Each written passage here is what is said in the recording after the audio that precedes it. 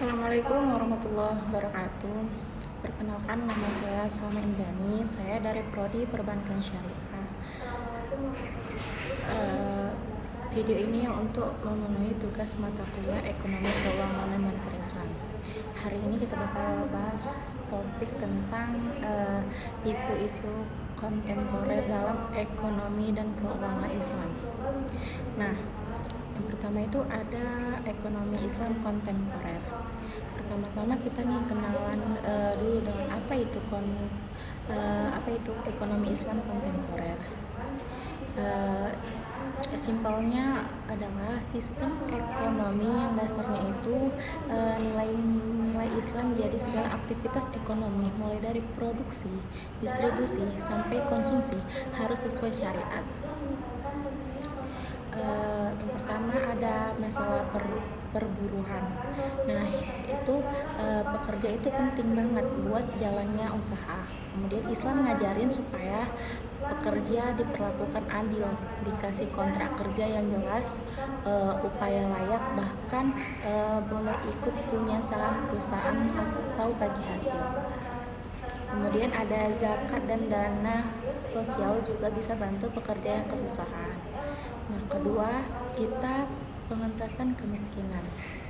Di sini Islam anggap kemiskinan itu bukan nasib tapi masalah struktural yang harus diselesaikan. Caranya pakai zakat, infak, sedekah, wakaf, dan lembaga seperti Baitul Mal buat bantu orang-orang miskin dan buat buka lapangan pekerja. Adapun pemerintah juga punya peran penting buat jamin kesejahteraan masyarakat. Yang ketiga ada pertumbuhan versus pemerataan. Nah, di sini ekonomi Islam nggak cuma fokus pada pertumbuhan ekonomi atau angka-angka, tapi juga pemerataan. Kemudian pertumbuhan harus adil, nggak boleh cuma nguntungin orang kaya. Adapun alatnya kayak zakat, larangan riba, distribusi kekayaan, dan lain-lain. Nah, kemudian kita masuk ke pembahasan keuangan syariah. Pertama itu ada prinsip dasar. Prinsip dasarnya yang pertama itu anti riba atau bunga, judi, maisyir, dan ketidakjelasan atau gharar. Adapun transaksi harus adil, saling menguntungkan, dan sesuai etika Islam. Sistemnya pakai bagi hasil, bukan bunga tetap. Kemudian ada yang kedua, investasi asing. Boleh aja investor asing masuk asal sesuai syariah. Nah, investasi harus jelas, akadnya halal dan nggak merugikan negara atau rakyat. Yang ketiga ada etika profesi akuntan. Nah, akuntan dalam Islam harus jujur atau amanah, adil atau objektif, patuh hukum syariah dan punya akhlak baik. Kemudian harus profesional dan pegang teguh nilai-nilai Islam. Adapun asuransi syariah versus konvensional. Yang pertama itu asuransi konvensional ada unsur riba dan spekulasi, jadi dilarang.